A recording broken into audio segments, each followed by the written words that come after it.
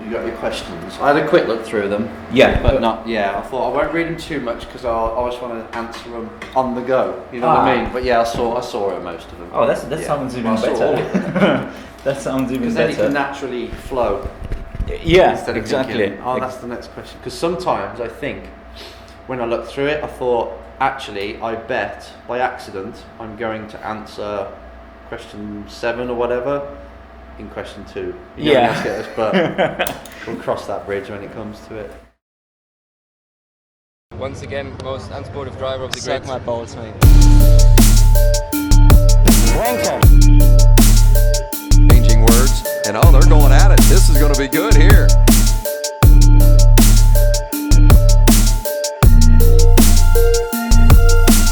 He's David Coulthard. He's going to have it out with David Coulthard. Oh, now we got it. On your way, Nigel, says Senna with a tap on the helmet. Get off it, he says to the official. Is it possible to be equal in the championship? No. Can only be one winner. Hi everyone, this is me, Racing Wolf. Welcome back to my channel, and today I am with the gentleman whose name Enzo Mucci. Am I you correct? pronounced it right, yeah. It's Mucci like Gucci, like a handbag. We had but the not 3 quite. weeks preparation, so I had the time. It's hard to find that actually. Dictionary doesn't know it. Enzo, I remember very quickly. Yeah, keep it at that. Yeah. Forget Yeah. the second name. Enzo, thanks a lot. First of all, we tried to arrange it for like many weeks. Yeah. Well, I first met you at the sponsorship summit from Yes. Tom Oliphant. Yeah, so from that Tom was, Oliphant. When was that? November? No, end of November. Yes, it's been a long time. Yeah, but, yeah. I think it was We got it, yeah. straight after the Kartmania. I think so. Yeah. Yeah. Enzo, thanks a lot for make it happen. You know? Yeah, no worries. Yeah, Easy. I'm really happy. I'm really happy that we have this. I don't want to call it interview because it's not the interview. It's just something like chat. a camera chat. Yeah. Yeah, no worries. Enzo, I have a questions. Go on. I prepared a few questions for you, and first of all, I would like to find out how your motorsport career started. How everything started in your life with the motorsport. Okay. Well, motorsport was, I think it was quadding. You know the quad bikes? Yes. 4 wheels? Yeah. And I used to go to the Sunday market. Now, you know what one of them is? A car boot sale. Yes. And they had this track there, and I was probably, 8 years old or whatever. And that's where it all really started. And I used to jump on that every single Sunday. So I always had that sort of, it needs to be on a motor. I don't care what it is. So the first love was quadding. Could never afford to race them. Didn't even know where to start. And then it just stayed sort of inside for a long time. I got to high school, and then I found out, or I fell in love really with F1. And that was the dream. As every kid is, it's F1. And I didn't really know where to start, had no karting whatsoever apart from arrive and drive go-karts, just jump on and do some kind of corporate event or whatever. And I did well in them straight away, so I thought I was the next Nigel Mansell, who was he was my dream.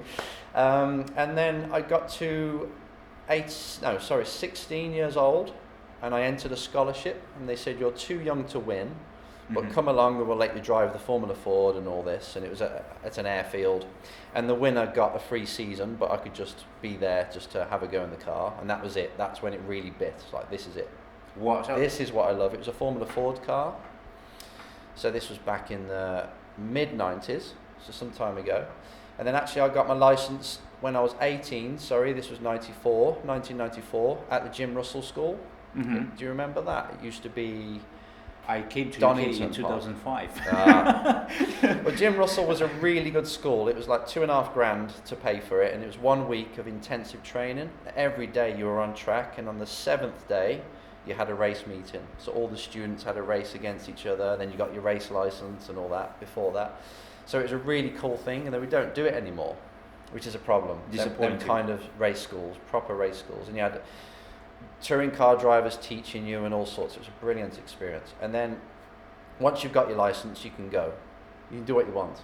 But Nice. even then, I was still like, okay, I don't know the first step of what to do, because you're not from that industry. And my father didn't really want me to do it, so it was all on my own. And then I got to around 19 years old, and I just saved up, bought a Formula Ford from the back of the Autosport magazine. You and then bought just, it? Yeah, literally got a bank loan, and it was only $3,000 or something, not much. It was a dog of a car.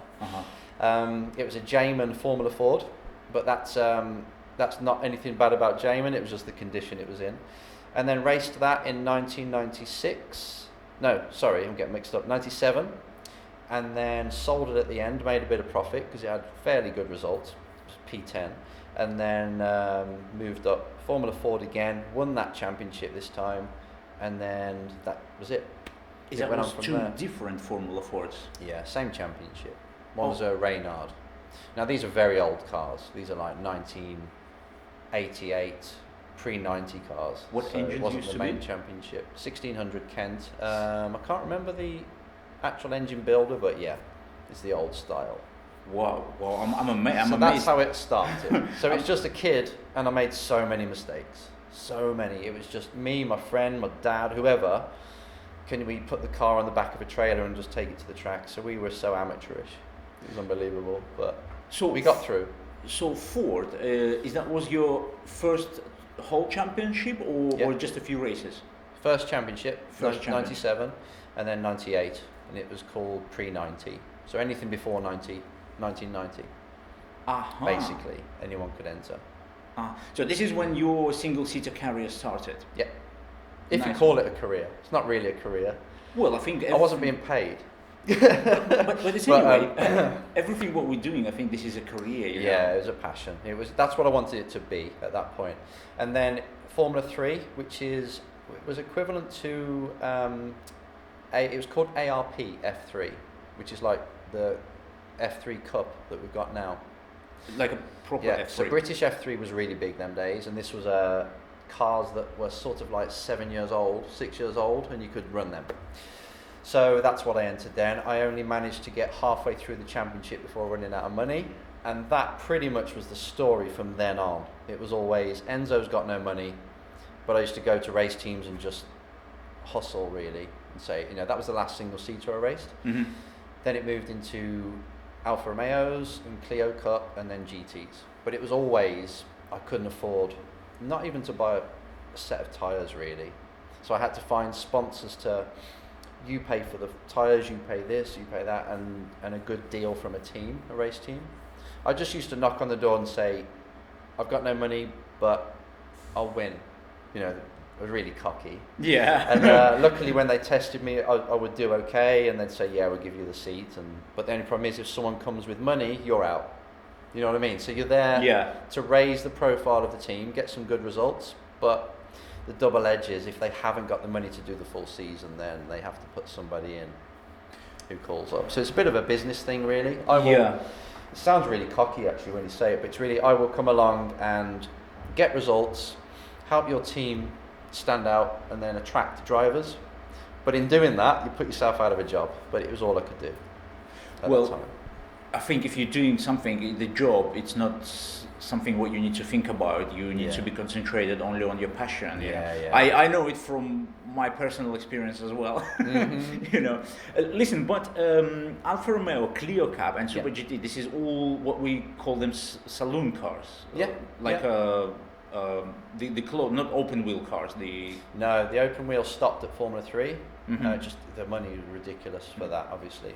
And how was it in Alfa Romeo Clio? It was good. Yeah, I mean, I just did championships that were club championships, really.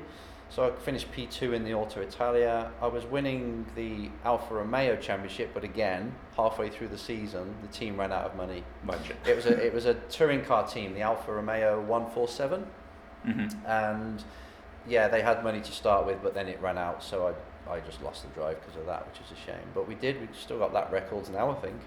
And after this, that's a nice car. After this, Clio happens. 2002-ish. All season? No, half again. British GT, half again. It was just the way it was, and that's why I stopped. It was like, this isn't going anywhere really. After British I'm GT. knocking on 30 years old, it's coming.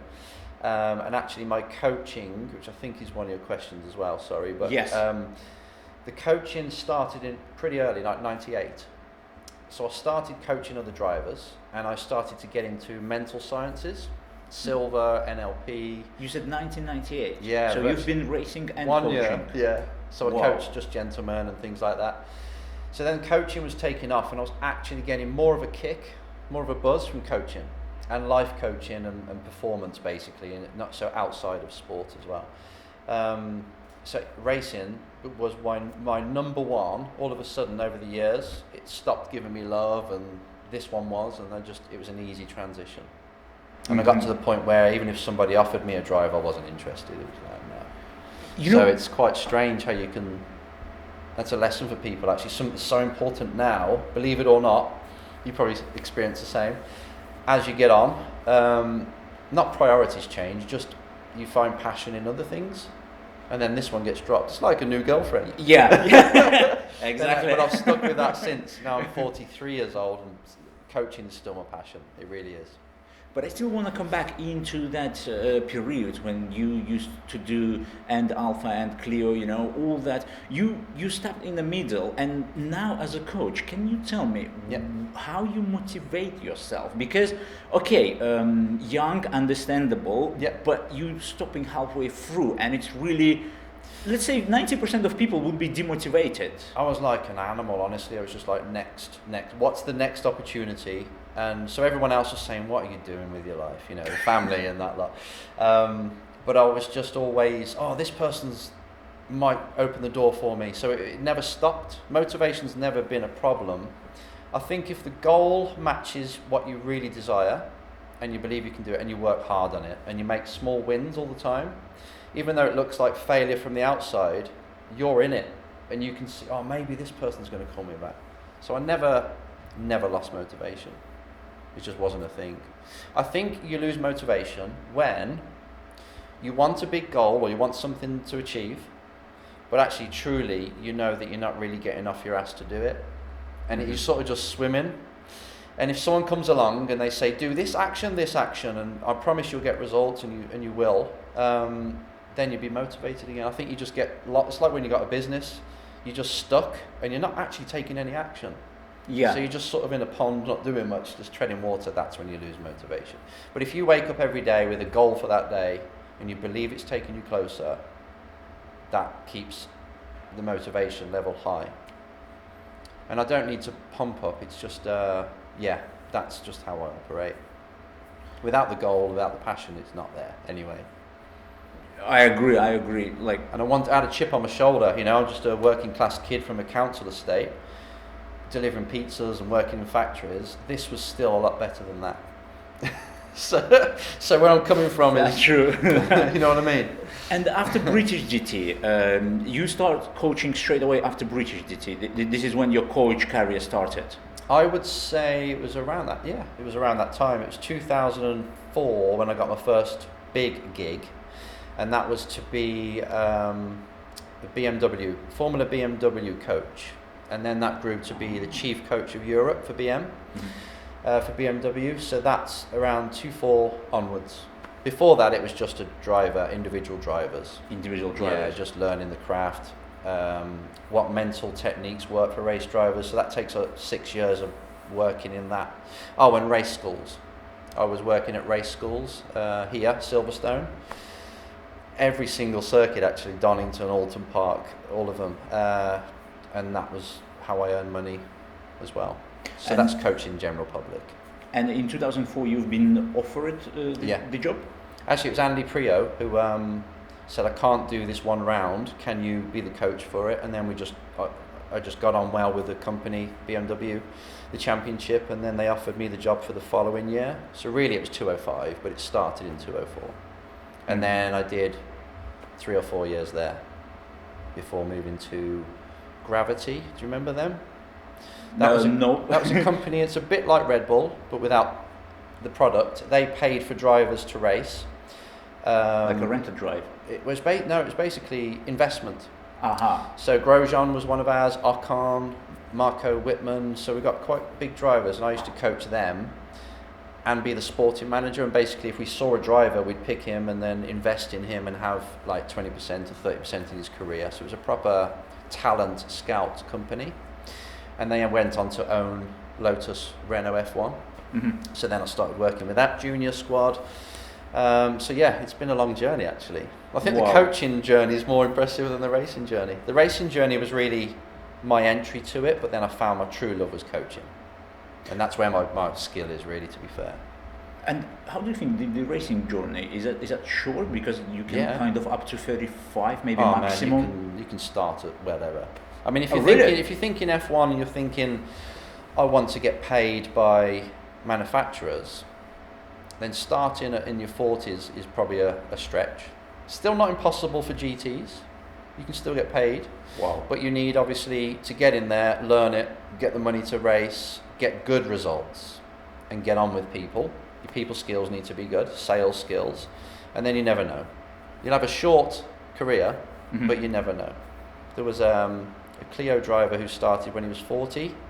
I think he won Clios in his second year, and then went to touring cars, and he pole positioned it in his second year in that as well. So Newsham, I think his name was. Probably still going now. Newsham? Yeah. Yeah, I remember that. He started really late, you know. I think he was businessman before that, and then some of these gentleman drivers actually are bloody good. They are good. So yeah, you can start. If you've got the skill, I never want to put an age on it, because we're living to 100 now, right? That's true. So I never the oldest say one never. was 120. Exactly.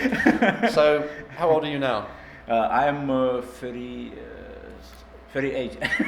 You're still in the second quarter, mate. If this was a sports match, you're still in the second quarter. Oh, really? You know what I mean? Yeah, because you're not even 50 is. I'm still good, guys. If you live to your triple figures, then yeah, you get to 50, you're only half time. So, yeah, I never say never.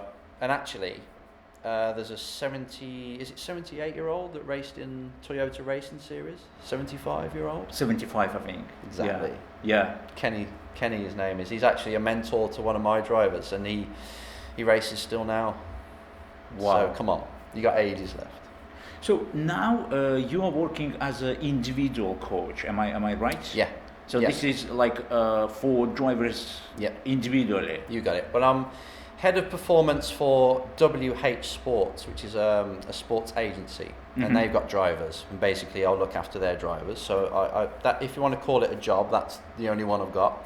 Appointment. And then I've got 3 drivers, which is the Red Bull driver Liam Lawson, Christian Olsen, who we were testing at Silverstone today with, who you quickly met, and Ed Jones, who's in DTM.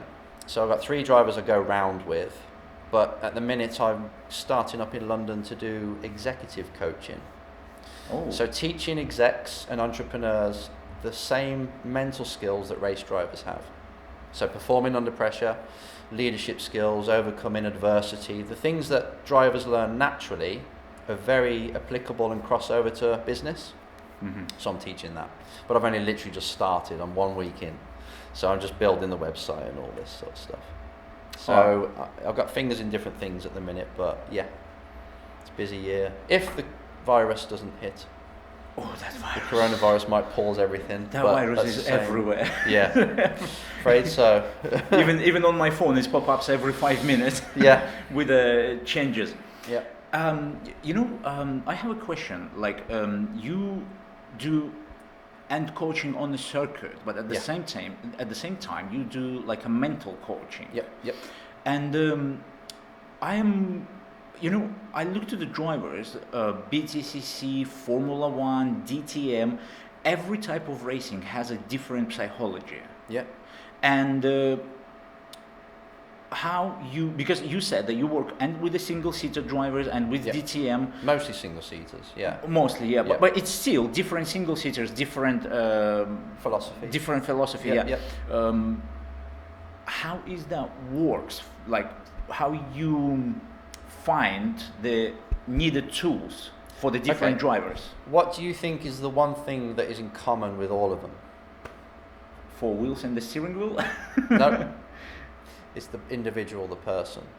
So normally, there's probably, let's just say 2 main things are, Enzo, I know I can do a lap time in practice, but when it comes to qualifying, I just can't do it. You know what I mean? So that's a mental block, that can't perform under pressure.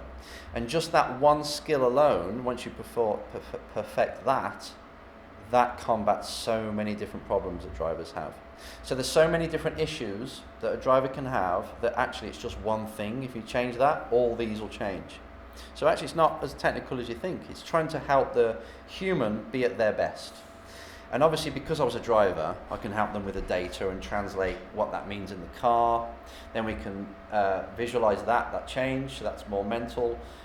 Or I just sit on the side of the track, which I've done forever, and you just take one look and you can see what they're doing wrong. You can see that in any car. So it sounds like it is very broad, but actually everyone's very similar. I've worked with people on the brinks of F1 to go-karters, and it's the same stuff. It's the same thing that you're teaching. Some of them might have different things, like they're not very good with people. So they go in there and they're shy. So then, okay, all I've got to do with that kid or that driver is teach them how to be confident. And that's probably going to help other areas of their life as well. Because I did life coaching for quite a bit. I qualified in life coaching, and so that's when it comes down to them getting over personal issues, that's another area. So it sounds like a lot, but actually after 23 years or whatever of coaching, you see pretty much every problem, and if you train them in that area, you get good at it. And if I can't do it, I'll pass it on to an expert elsewhere. But usually it's partly driving, watch how they're driving, but really it's can they perform on demand and be at their best, and that's where I'm qualified, should we say. So actually you and the racing coach, and plus you are kind of psychologist, you need to understand their characters. It's anything performance. Anything that affects their performance is what I'm usually into. And if it's physical, then we'll get a fitness coach to do that side of things. You know what I mean? So me, it's just performance coach. How can I make this kid drive better? Is it mental or is it physical, as in what they're doing with the car, technique? If so, then we've got the answers for them too. You know, we don't have this question, I don't have this question on the list, but I just now came up with this question because this is actually my problem, because when I'm racing, I'm every time, I don't want to now bring you back into your working atmosphere, you know. This is every day for me. I told you I love doing this anyway, so you go for it. But it's really interesting for me because when I'm racing and someone passing me, then I'm sure the other 10 drivers will pass me as well, because it's a snowball. I am already like, that's it. Yeah. You know. That's interesting. How you can work with yourself, like, you know, I have to get back to this guy. First of all, there's a process to this. Now, this is a sort of process that we'll do every time. You get the driver to explain the problem. First of all, you have to really install pain. So they're like, I can't do this anymore, it's going to be the end, and you get them to tell you all the reasons why they must change. What's the worst case scenario if you keep bloody doing this? So they do it, they write it down, they tell me, and they have a big list of, God, if I keep doing this, in 1 year's time, I'm finished. And we make that as painful as we can, disgraceful. Some people even cry because it's like, shit, it is actually going that way. Then you flip it, so okay, if we were to have a magic wand and we sorted this out, and people overtake you and you stay strong, and then you perform better, what would that mean in your career? And you paint a picture of how great it could be. So you've got two scenarios, right? If I overcome this and if I don't, that's motivation. This is how you get people to stop smoking, right? So that's motivation. So that's the very first. The brain goes, I must do this. So first of all, you've got to get into that stage. That's half the battle. They're determined, I've got to do it. So then next time they go in the car, that's one of the goals. It's not a goal to get P3, it's a goal. I want to stay mentally clear. I want to be confident throughout the whole race. You know what I mean? Yeah. So that then you change the way they're looking at it, and then actually they get a better result anyway, which is great. But then you give them a technique of, let's see what this person's thinking when you're in that state. When you're worried, what are the thoughts? And you get them down. Okay, how are you holding the body? Can you remember? You say, oh yeah, I'm a bit like this. How is your breathing, do you think? Where's your vision? What are you looking at? I'm looking in the mirror. And you basically have a recipe for creating that emotion of fear, or whatever that emotion is. And then again, we flip it. When have you been at your absolute best? And you say, oh yeah, it's Snetterton, August 2012, whenever. Okay, we're going to recreate that. What were you thinking? And they'll be like, I don't remember. I don't think I was thinking anything. Where do you think you were looking? I was just looking ahead. What was your breathing like? I think it was relaxed. Your body was relaxed. It just felt good. It's like, okay, brilliant. We've got 2 recipes. This is the goal now. So we need to physically, when you're in that situation, do not fall for what you're doing before looking in the mirrors. It's have a keyword that breaks what you normally do, breaks you out of it. You just shout to yourself, next, which makes you look at the next corner. Breathe. And you're bringing back the person who's resourceful.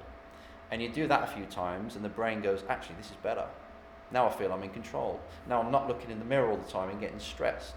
So basically you're directing their focus on what to focus on when they're at their best. You make their body also say it, which is how you create an emotion. So That's just how you create an emotion. If I said to you, behind that door, there's somebody who's deeply depressed, how would they be sat? If they were sat down behind the door, how would you think they would be sitting if they were really depressed? Something like Yeah. that. What's the breathing like? I think it's going to be very deep breathe out Just slow, and short in. Facial expression? Sad. Yeah. Now everyone knows what it looks like. Now what sort of thoughts would they be thinking, do you think? Oh, bad. Really bad and Why disappointing. me, all this? Yeah. Brilliant. That's it. You've created. You're focusing on this and you're holding that body position. Equals, it's a mathematical thing, equals depression or sad, right? Sadness. Now, if you were to say somebody's just won the lottery, they're behind that door, they're ecstatic, how would they be sat in the chair? We would hear them. Yeah, exactly. And it is, I know it sounds like fake it before you make it, but it's not. It's like we create emotions through habits, and it's like you'll just know somebody that they're like this, and that you know what state they're in. So in the car, you don't allow yourself to get stressed, tight, and not breathing anymore. You say, okay, how did I do it when I was relaxed? Oh, I just did that. I put a smile on my face. Oh my God, that's a game changer. If you get someone going down the straight with a big smile on the face, it's just the brain's going, what the hell does this mean? And you tell it next. It starts to think, oh, this is quite good. And it's so simple, it's ridiculous, but we've been doing it naturally all our life. So we've mastered it. We can get to depression when we want to. We do it often. We can get to happiness when we want to. We listen to certain music. So it's playing with these things. It's like, okay, what I focus on and how I hold my body is paramount to how I feel. So if I do that when I'm in the car, warm up with this in mind when you get in the car, and access it when you need it. So I feel nervous, right? You got a speaking gig, feel nervous. You find yourself do that. I'm doing it. If I wanted to feel powerful, what would I have to do? I'd have to think different. I'd have to say, right, this is a good opportunity. I could be dead now. This is my one life, my one shot at life. And then your brain starts to get into grateful mode. And then you start to sit strong, breathe full. With that in your mind, you're not nervous anymore. It's amazing. And the more you do it, the more powerful it comes. And the brain starts to say, I like this better. And then your results get better. So it all backs it up. Emotions are really important. Can I now a little bit change topic, but it will Go lead for us back to this topic again. Yeah. What you think about today racing, like Formula One, BTCC, Yep. or any even DTM? I know that DTM a bit left something like it used to be, but it's still different. Yeah. What do you think about racing today, motorsport today? I think motorsport today, it's a bit of a challenge because if you think about it back in the 50s, 60s, it was a heroic sport. People were dying. It was like being a fighter pilot. It was an extreme sport, really. So everyone used to flock to see it. The drivers were these big, amazing people in their minds. Now sport has lost that, motorsport. So now we're like, oh God, what's the selling point? I don't know, because it's not entertaining to watch either, usually. You can do a whole season of F1 and probably 3 races are epic, and the others are just, okay, fastest car wins. So that's the challenge it's got. You're taking away the danger, which is a good thing because we're saving lives. Obviously, you don't want people to, lose their limbs and things. So fine, no problem with that. But you got to understand that when you're pushing the frontier, manufacturers are like, right, we need faster. That's quite exciting to watch, that journey. If you've seen the film Ford versus Ferrari, Oh yes. that shows you what it was like. The driver was an engineer. The driver was the mechanic. They needed it to work. We've lost that as well. Yeah. Now drivers get in, do this brake shape that you see on the data, and they can all drive quick, well done, but they're not professionals, a lot of them. So they have to learn that, but they don't really learn it until they get to F1, and it's a shock.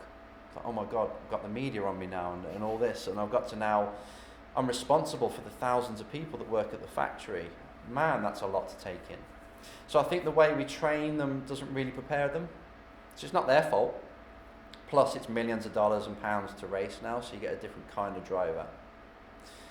And I mean that in a way that sometimes, I'm not going to say every time, sometimes you get drivers that are not, haven't got the grit.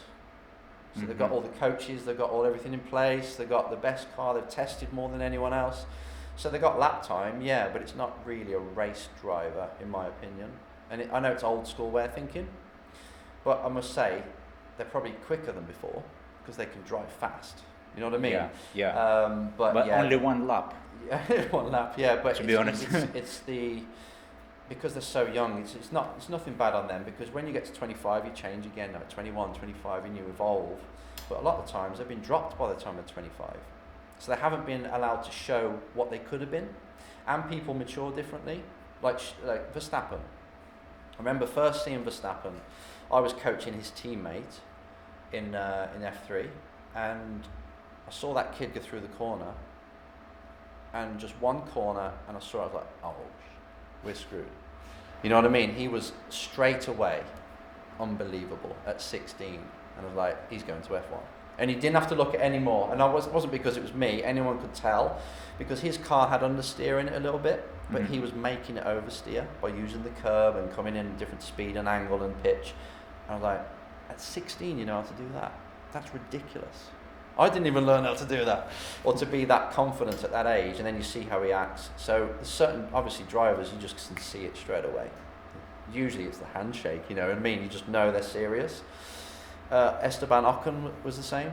In fact, there's a lot of drivers I drove with, thankfully, that were like that, because I was on that F1 structure. So they're still there, talented as ever. I'm not saying they're quicker than Jim Clark, or Jim Clark's quicker than them, because you can never say that. But it's a different world now. It's so expensive, you're ignoring a lot of the talent that's out there. Yeah, but can we say that the drivers today are, I mean, in general, like you said, talented, and I really don't understand what does it mean, talent. Talent is a myth, actually, yeah. Yeah. I think in back to 50s, yeah, I think this is where is the talent. If we back to 50s, because like you said, the driver was getting on their own risk, with their own passion. Stopwatch, not data. Yeah. And today, and long circuits as well. And today, when I'm looking at even Lewis, the 6 world champion, you know, I really want to understand where is the talent. Oh man, he has. He's immensely talented. It's just different now. Before you had to learn. I know exactly what, and I do agree with you actually. You have to learn through your own experiment. Yeah. Like I say, there's no data, there's no one telling you brake here and all this back then, and you had to just experiment with the fear. If I do crash, I'm probably going to die, or hurt myself, or be in a fireball. That is a different kind of person, mate. It's a different sport to that. Now, if they ain't got their hands device on properly or the seatbelt, they'll freak out. And it's not because they're weaker, it's just the industry is like that now. So a driver will come in, be told exactly what to do. Brake here, do this, turn there, bleed the throttle there, or on the throttle harder, or let the car rotate. They're literally told by the coaches, by the engineers. So there's a little bit less intelligence. Now I've got a driver, Liam Lawson, this year, and he's got that intelligence. It's so good to watch, because when it's wet, he'll work it out. When the tyres are not very good over a long distance, he knows how to drive it. And I think that's when you spot one that, oh, he could make it, because he's got that about him. He doesn't need to come in, be told, go out. So he's never a session behind, you know what I mean? He'll find the grip, and I think you learn that, and this is a really good thing to say actually, believe it or not, in Formula Ford, because he came from that. And I had another driver, Richie Stanaway, he came from that background. Mitch Evans did as well, wasn't with Mitch Evans, but he was another one.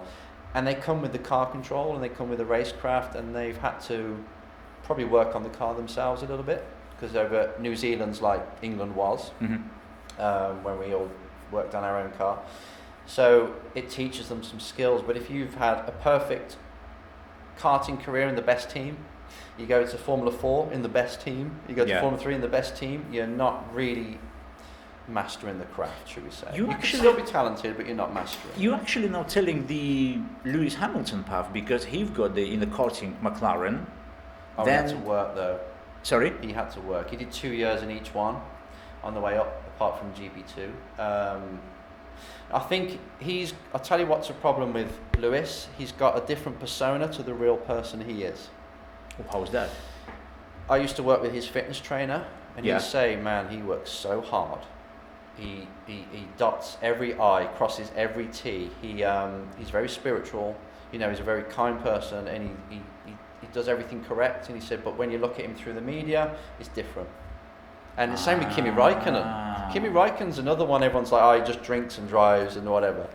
But actually, I only saw him a few times when I was at Lotus, and he was one of the best engineers I've ever seen or heard about.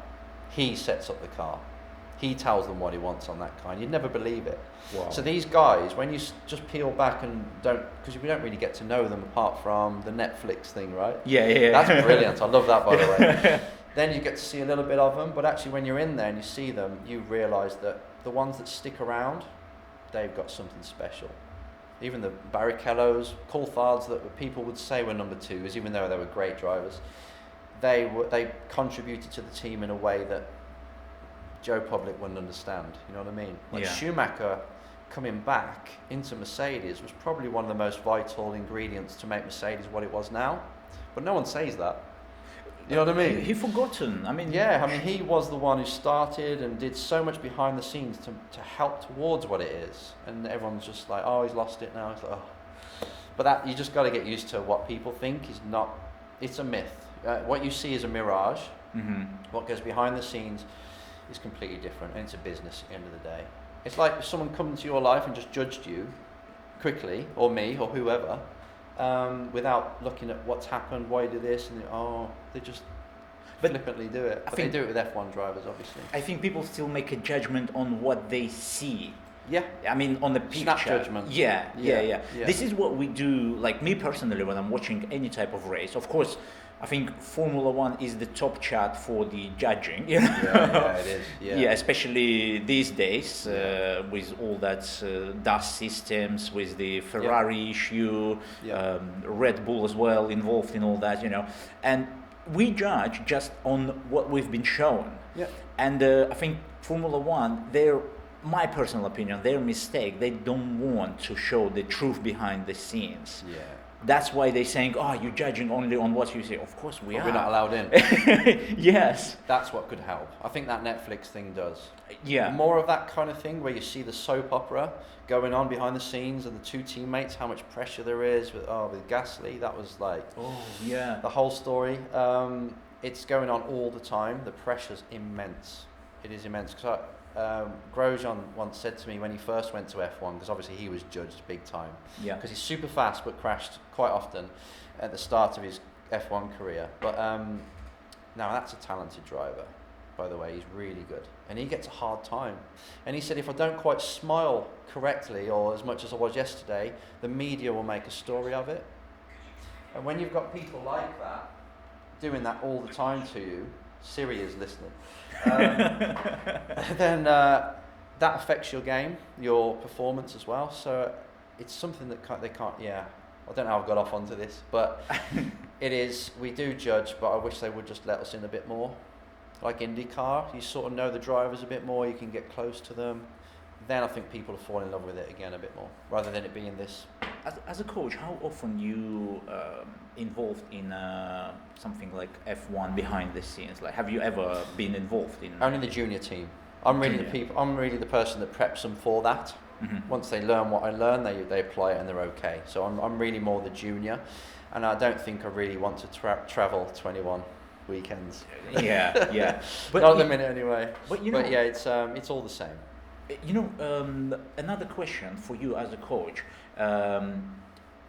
We take as example again F1 because they have a significant difference between the teams and the cars, setups, lap times, and everything. And for example, like I see last year, 2019, I see the Renault. It comes from the past. The Williams team driver, forgot his name. Yeah, to be honest, he's been driving a slow car. What, in George this, or? I think George, English guy. Yeah, George. Russell, Yeah. But he's not losing motivation, and I mean, He's another one, mate. He's got talent. in the F1, is it easy to kill the driver? I speak kill him in his to chase his dream. It is, but they're thinking, what else can I do? You know what I mean? That's it's, true. it's like, if I lose this, I've got nothing, and it's still their dream to get spotted. He's thinking, right, if I just keep doing it as I am, someone's going to pick me up, because he's still linked to Mercedes and things, right? I think so. That's what helps, and it's like they still prefer to be in F1 even if it's in a bad car, because they're on the Agreed. market. And actually, the people that can get into F1, it's a very select few, because you need the super license points. Yeah. That takes a long time to get. You have to finish like top 5 of main championships consistently to collect 45 points to allow you to race. So actually, you can't just pick a driver up now.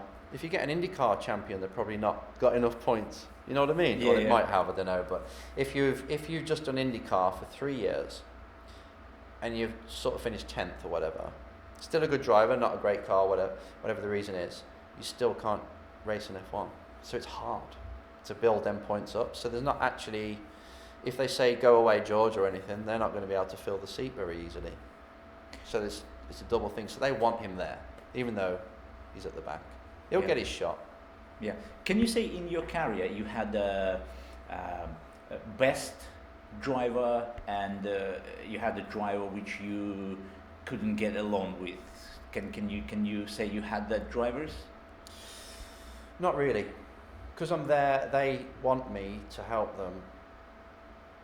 It's usually a good relationship that has to be struck up first. There's drivers that butt heads. There's one who was super fast, Richie Stanaway. You ever heard of him? Where he ran? He did Formula 3.5. He won German F3. Went and did GP2 and supercar V8s. Yeah. Now he's a great. He's one of the best I've worked with as well. And he used to always challenge. If you said something he didn't quite agree with, he'd challenge it. But the relationship was really good. You know, it's nothing to do with relationship. But I like that when a driver's got an opinion and they think it doesn't make sense. I'm going to do it my way. And that's usually, the more stubborn they are actually, the faster they are, because because they care less about what people think about them, they actually perform better. You know what I mean? So it's a good thing and a bad thing. When you've got someone who's always trying to be nice to everyone, they haven't usually got that killer edge. You know what I mean? And to be an F1, and Eric Bollier told me this because I used to work for him, and he said, I choose drivers to be in my team when he ran the F1 team who are killers. He says you have to look them in the eye and think they're a killer. And that's how he hired. So he had Raikkonen, he had Grosjean, people like that, and you can just tell that's the kind of driver that will survive. And now we work with Red Bull. Dr. Marco's the same. He needs someone who is a man. You know, someone who's fast, someone who's trustworthy, obviously, in the car, but he needs a warrior. And they all do, because they won't last otherwise, you'll crumble. The higher you get up, the worse it gets. All them millions being thrown at it. Yeah. It's a lot. but for you, as a coach, you need to find some kind of entrance to that driver to approach him, you know. But if he is like, no, I disagree, you know, but you know that this is gonna be, you're gonna be quicker, like. Is that difficult? Depends what mood I'm in. Sometimes I'll fight, but other times I go, right, you walk the path you're on now, watch what happens, and then come to me when it does. So you give a chance to make a mistake. Actually, I think that's what I do mostly. You make them see it and they make their own mind up. Otherwise, it's like dad telling a kid, do your homework. You know what I mean? Or eat your greens or tidy your room. It never really works then. So you need to tell them, you need to show them, but let them learn. And that freaks people out when they're spending money on the driver and they expect you to give them a quick change. It's like, hang on a minute, the kid needs to see it themselves.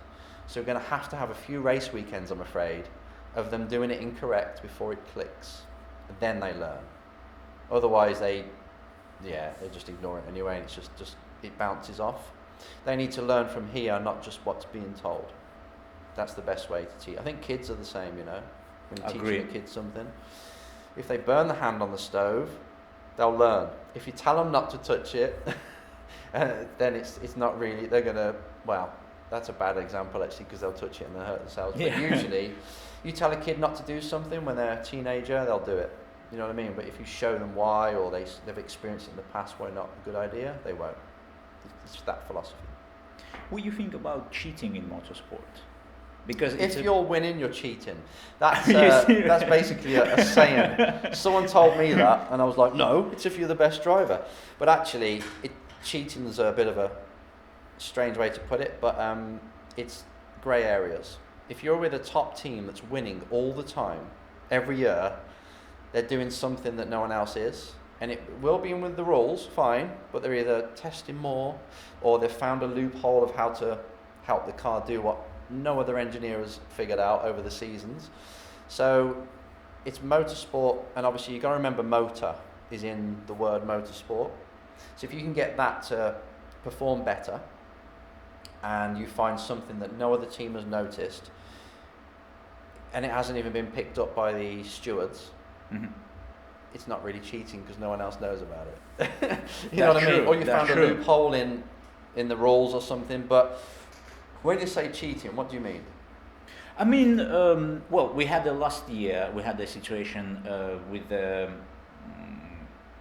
was a Ferrari where was found the issue with the fuel in the carburetor. They made they made the fuel kind of go through not through the line, but also it could go through the outside of line. Yeah. And I call these type of cheatings because even now we have lots of teams want to take to the court FIA for Formula One about not telling what's happening between FIA and the Ferrari, you know, and it's another kind of cheating because, I mean, okay, we don't know the issue, but you cheat with us. You don't give us the issue reason, like what's happening, why happening with the Ferrari every time. You're finding an agreement, but no one knows what kind of agreement, how this agreement was settled. You know, F1's very different. It's like it's cutthroat. It's everyone doing business. It's everyone looking for innovation.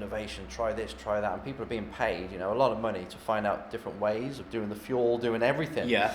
So you're going to trip up now and then, and it's political as well. So it's, you know what, when you're on the outside, you can't even comment on it because you don't know the backstory. I can't comment. You don't know the backstory. You don't know what's happened. Maybe so-and-so slept with their wife and they exposed them, you know what I mean? There's so much that goes on that looking from the outside, it's hard to have, you can have an opinion, but I know it's going to be flawed. And I learned that early on when I was within the F1 rank, the junior squad. People would judge things and you're like, yeah, but you just don't know the story. And I can't tell you either. So, mate, there's probably more to it. There always is. So I agree with you. Who knows? So I hate having opinions on things I don't know about. I think cheating is basically they're pushing the boundaries. They've got to win. There's so much on it. They've got to win. So you're going to do things now and then that you think are fine because you're in it, but then the stewards or someone will say no, and then it's a marketing disaster if we get found out. Can we just keep it quiet? And you know what I mean? There's so much at stake. Yeah. And you've got to keep them happy, Ferrari, because if they leave, it's a big part of F1 gone. So they know that. It's a history gone. Exactly. Formula One. Exactly. Big following. So everyone is, let's just say everyone's making the best decision they can in their position. But obviously, because you've got conflict in views and needs and wants, it's never going to be, no one's ever going to be happy. Not everyone. True. So it's really technical, mate, to talk about. Can you tell me top 3 drivers which you think, doesn't matter any type of racing, which you think is, let's use that word, really, really talented? Sebastian Loeb. Obviously, I don't know why, but he is. And I'm going to go on 2 wheels for Travis Pastrana. 2 wheels? Uh-huh. You ever heard of Travis Pastrana? To be honest with you, no, never heard. But you speak about 2 wheels motorbikes. Yeah. And Valentino Rossi. Valentino Rossi, I know. God, mate, I could name more than 3. And everyone's different in their own way. You know what I mean? They're skilled and they.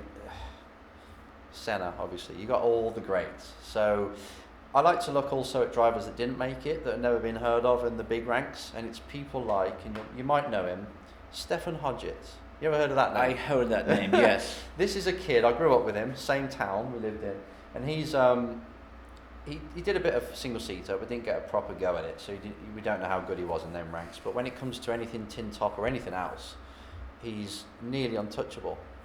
Wow. Yet he didn't make it. So you could have put him in touring cars. He was in touring cars for a very short time, but you could have put him in there now and he'd be right up the front, no problem. So there's these kind of drivers where I see them and I think, Adam Carroll's another one, you know what I mean? There's lots of drivers that have got the skill to, you just plop him in F1, they probably would have been okay. But we never get to see them. Yeah. And that Richie Stanaway is another one. He broke his back just at the wrong time in a big crash, and that completely changed his career path. But he was destined to go all the way. There's tons of them, mate. There's so many, for different reasons, as I say. And because you mentioned Ayrton Senna, you know, and you He's said the biggie, obviously. He's the big one. Yeah, he like. It's easy to say that. Sometimes I'm thinking that he been made like a media person. You know, he every TV series or anything always involved Ayrton Senna name. Yeah. You know, but then there is another guy who was the same year, the same age, won the same championship. There was the Irish guy, Tom Byrne. Oh, Tom 1 year Byrne. before. Yes. 1 year before him. Yes. I saw that. Yeah. But you know what? I think reputation in a Formula One, in a racing, plays big difference, because Tom Byrne, it was some kind of James Hunt part 2, you know? Yeah. He was really that guy. Yeah, and he said it himself, my face didn't fit, or I didn't have the character to get on with people, I didn't play the political game. I'm afraid in business, which motorsport's business, it's not a sport. Apart from the driver being in the car, everything else is business. You need to get on with everyone and win them over. You need to be a salesman. You need to look the part. You know, all this needs to be there, I'm afraid. It's just the way it is when you're talking to manufacturers, because you're a brand. They're going to stick their label on you. You've got to fit. You know what I mean? You can't embarrass them. You can't crash the car too often. So if you're fast, that's a quality. Mm-hmm. But if you're fast and we don't really get on with you, no. We'd prefer someone who's 1/10 slower, 2/10 slower, but he's the perfect commercial machine, because we're here to sell cars. He's used to you know what I mean? So that's why you get a difference in opportunity.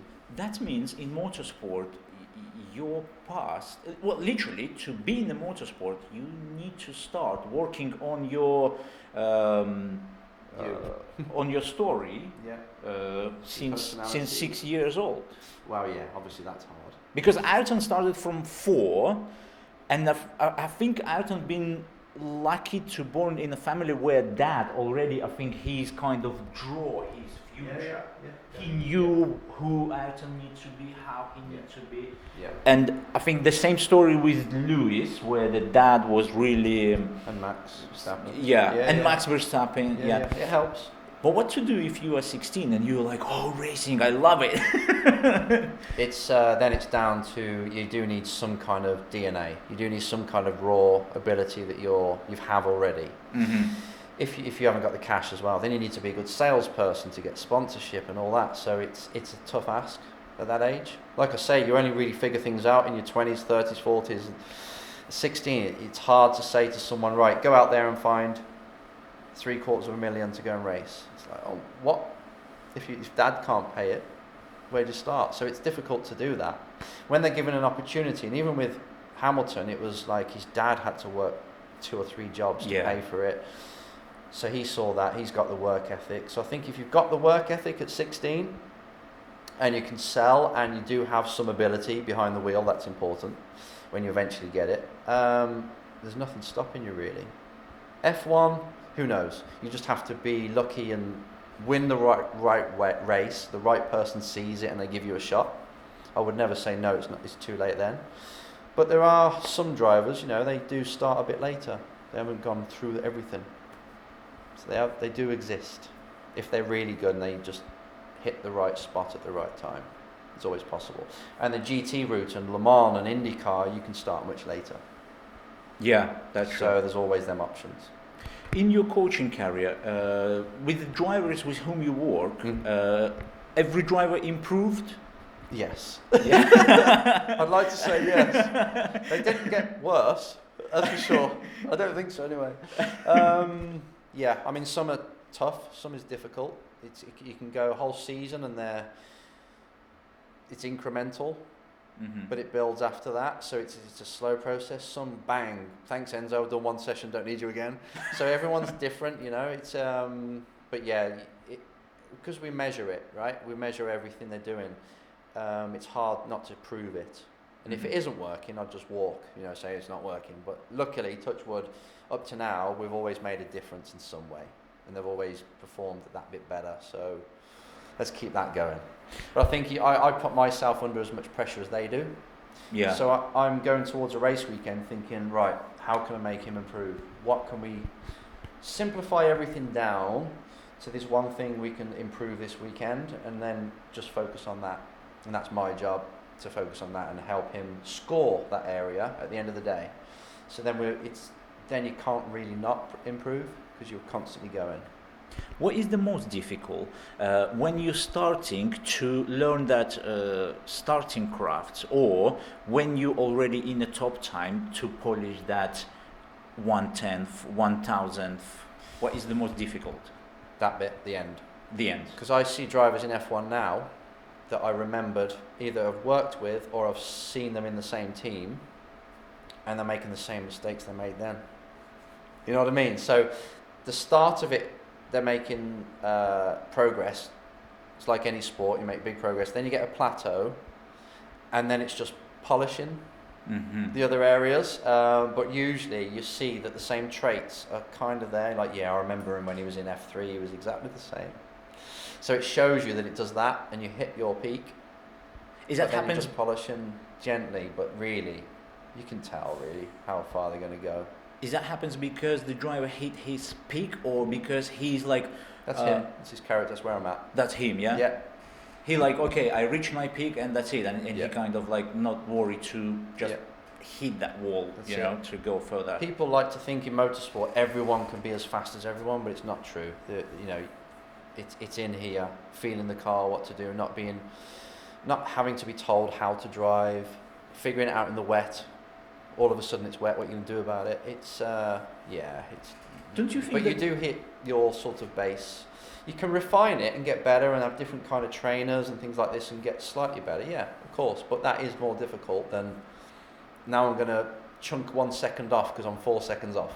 That's the easy bit. Yeah, you know what I found, that people, they like that kind of feeling of stability, and it's not only on motorsport. If we took the regular person, he grow up, he going to school, 12 years wasting in school, then he's going to university, then he's getting a job, then he's like, okay, I need my salary up to 4K, and that's it.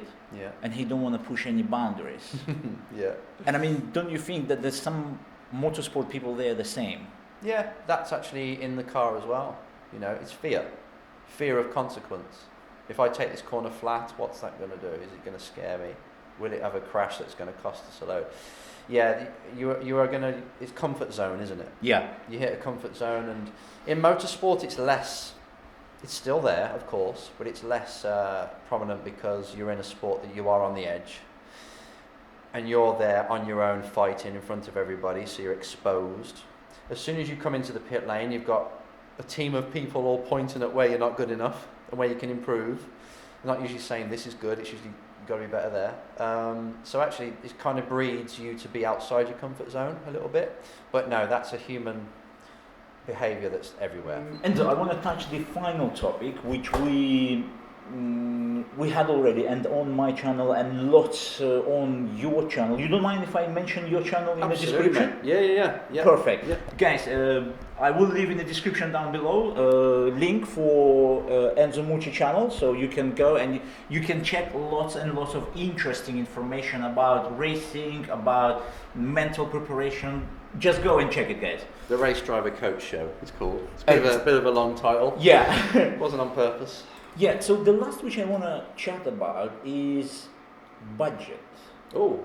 And the first question which I have, Do you think Formula One, are they doing correct in 2021, putting everyone under the restricted budget? I like that.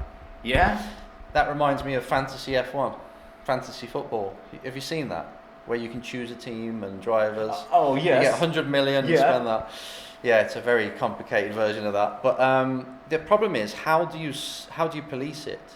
How do you make sure that they're all spending that money? Exactly.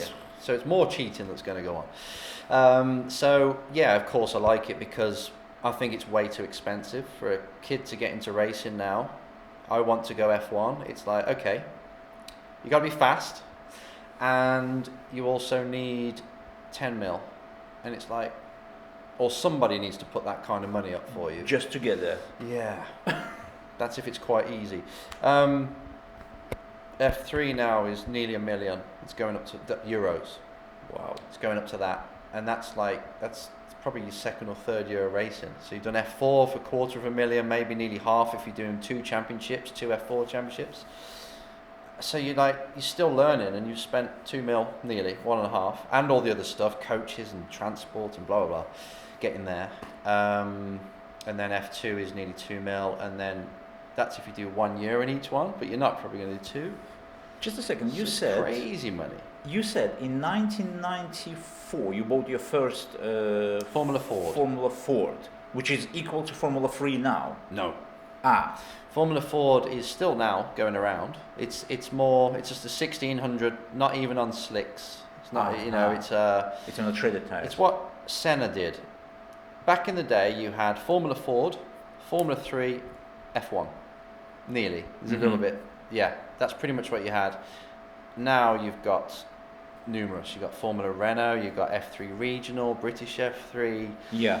F4s, you got all sorts. So it's a bit different now. So there's not really an easy category. On the very mainstream, F1, F2, F3, that's easy to follow. But then underneath that, it's still take your pick. But they're all expensive. Now Formula Ford, you can do it nationally for quite a good price. Let's say you can do it for 50k all year, right? Yeah, and it's reasonable. kind of doable if you've got a good job and your dad's got a good job and you can eke your way through. If you prepare the car, it's cheaper. If you buy the car for 15, 20 grand, you can sell it for 15, 20 grand, you know what I mean? So maybe the sponsor can own the car. So there's different ways you can do it at club level or national level, but it's just when you go international, that's when it gets a bit sticky. But you're not able anymore to buy like you did for $3,000. No. It's equivalent. Because remember, that's 20 years ago. More than that. So Yeah. it is kind of equivalent. So, okay, I could get a bank loan, and I saved up as well. Believe it, even for that amount of money, because I had to run the thing and get a trailer and all this and get a mechanic to help me take the car to a mechanic before a race weekend to get it ready, because I couldn't really do that very well. But yeah, you can still do that. Like Mazda MX-5s. I've said this on my show. Mazda MX-5 is like 20 grand for the season. That's amazing. It's like cool. 60 cars. It's brilliant. So We you speak can about still, Mach 1 Yeah, actually, I asked them about the Mark III. or 2.0. Yeah, 2 liter. and I said, what's the difference in price? And they went, you know what? The running cost is the same, just the car's a little bit more expensive, like tiny. So I was like, well, do that. If you do that instead, because it's a nicer, prettier car. BMW Compact Series is it called? Yes. Still about 20k.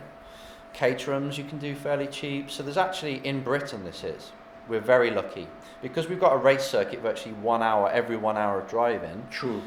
It's easy to get around. Like in America, if you say, right, this week we're in LA, next week we're in Florida. Exactly. So we're really lucky in England where you can race for actually a working man's wage. It is possible. It's not the F1 route, but it gets you in there. If you get good results, you never know where it ends up. Yeah. On the GT route or anything else. Because you said about US, yeah, and here UK. You know what? If we speak about the budget, I don't know why, but US can make out of nothing something interesting, like a NASCAR. You know, NASCAR, it's a round, oval racing. Yeah.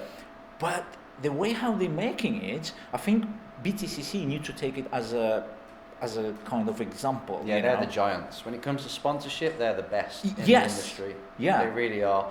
They're still struggling now, or they're feeling the pinch, but they've got it down. They do lots of business to business because there's like 40 companies on your car, all the small ones and big ones.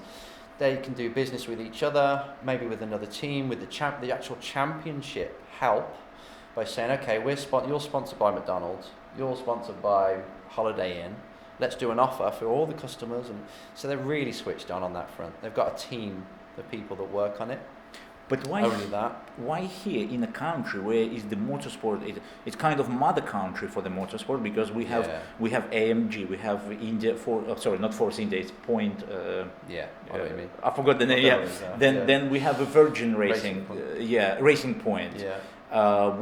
We have nearly 80% of the Formula One cars manufacturers here. Yeah. But we are so on the commercial side. Bad on the commercials. I mean, we're so bad on the finding sponsor. For me personally, when I'm coming to the companies, I'm saying, listen, I want to start from the scratch, my motorsport. Yeah. I have my YouTube channel and this and that. And I said, I can offer you the advertisement on my social media or something like this, you know. Yeah. And it's not much interest. Because it doesn't equal sales. I sponsored. Another thing I did once is I owned a dating website, and it was just like, this is what happens when you finish racing, everybody. When you can't race anymore, you're just trying to do anything. But I was coaching, but still, I was like, oh no, dating website, and I should have stuck with it because now they're massive. But I didn't. I failed miserably at it. But still, I sponsored a car on the Toka package, and got 2 nice girls to walk around getting everyone's emails because you could do that then without GDPR, and. I got probably 500 more members on the website, but didn't give me anything. I was like, jeez. Luckily, I did a deal with the driver because I lived with him. We were flatmates, housemates, and he put me on there for next to nothing. But if I had paid 10 grand for that, it got me nothing really. And that's the problem. It doesn't equate. If it's not done correctly, it can, obviously. If it's not done correctly, you put a sticker on the car. Yeah, it looks nice, but it's not made me any richer as a company, unless I need exposure for that kind of spectator or something. Or it's another deal, a B2B deal, or you're actually allowing people to test my product if it's a drink or something. So some things fit, but some don't. But actually the way we look now, I think there's more benefit on doing Facebook advertising. Yeah. You know what I mean? We've got so many options as companies. But as a philosophy and a mentality of the way companies are in this country, we're not really that emotional about motorsport. Why?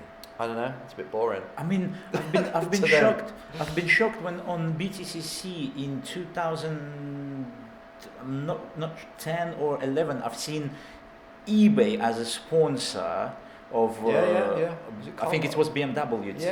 Yeah. I think it was BMW team. It was eBay, and I was like, eBay, who is gathering all businesses under one wing, can afford sponsor racing, but that businesses can't.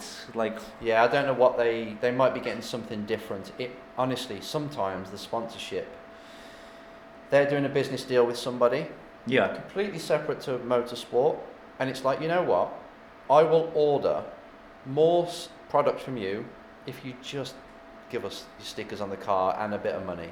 I'll make sure that we'll stay with you next year as well.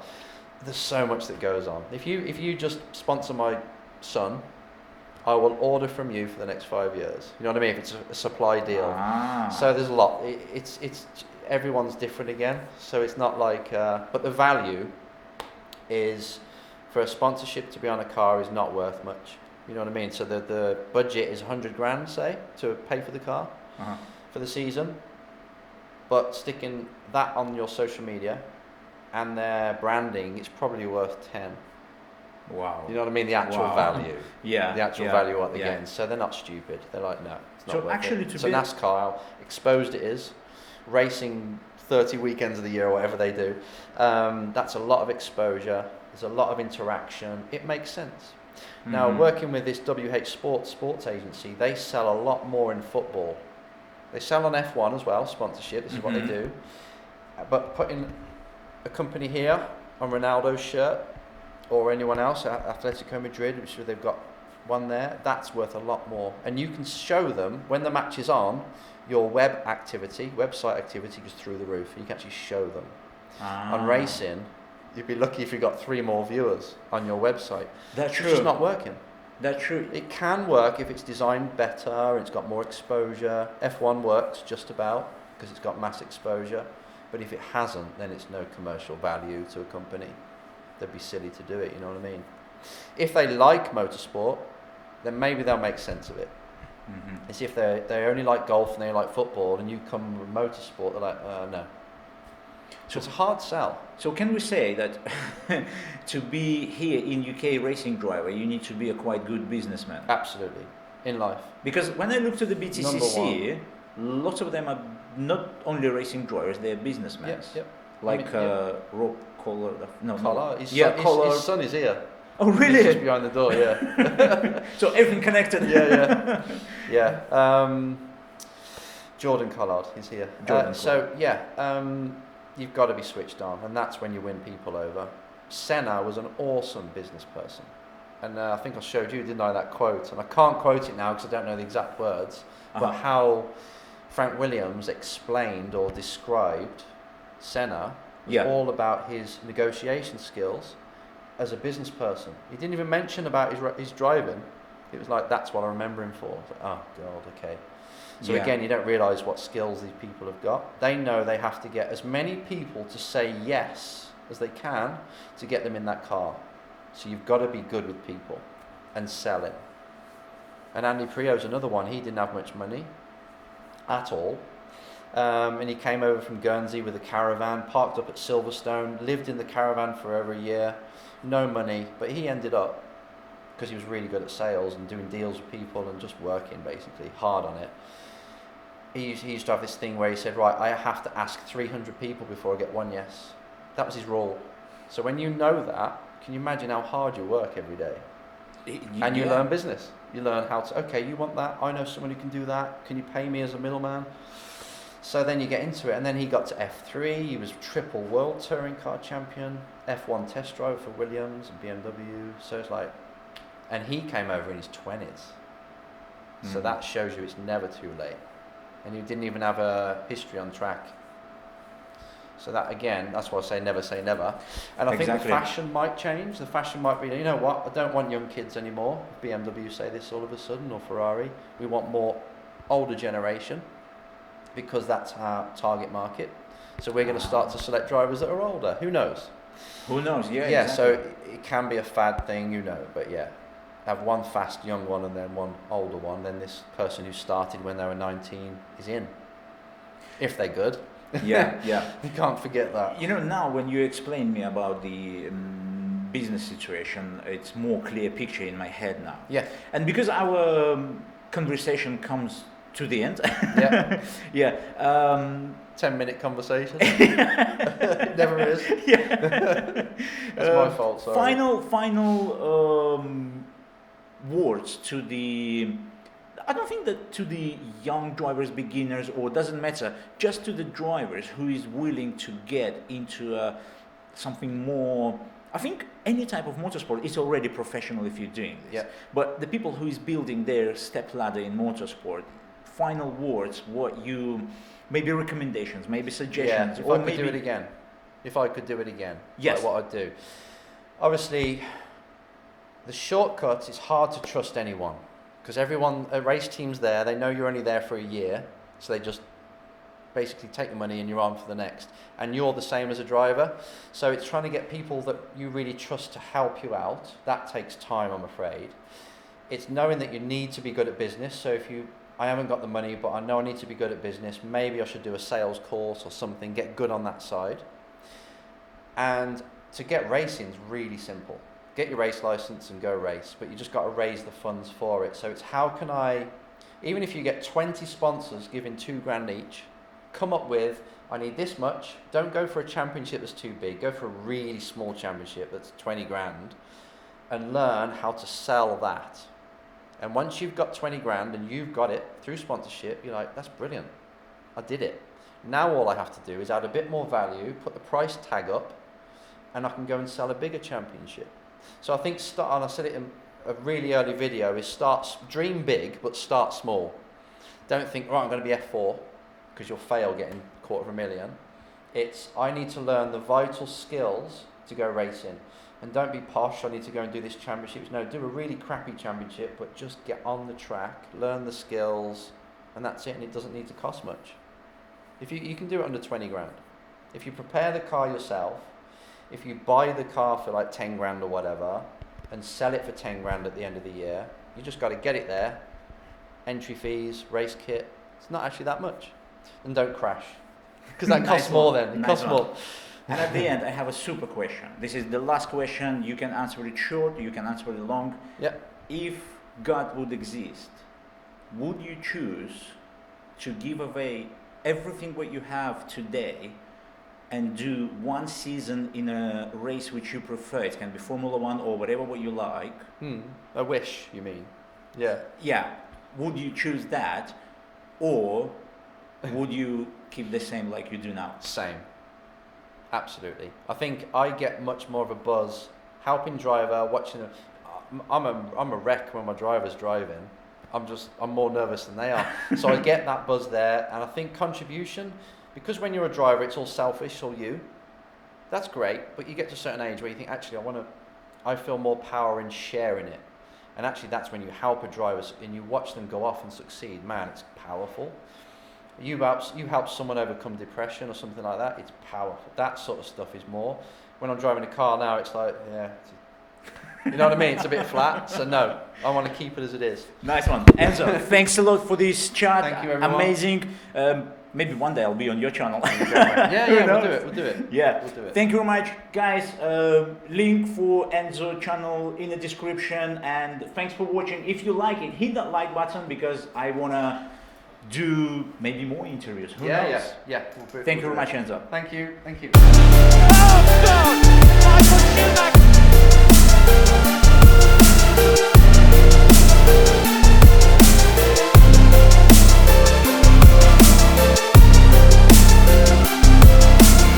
Well now, James, they've changed the regulations concerning the airboxes and the wings, and yet you're still extremely fast. How do you do it? Big balls.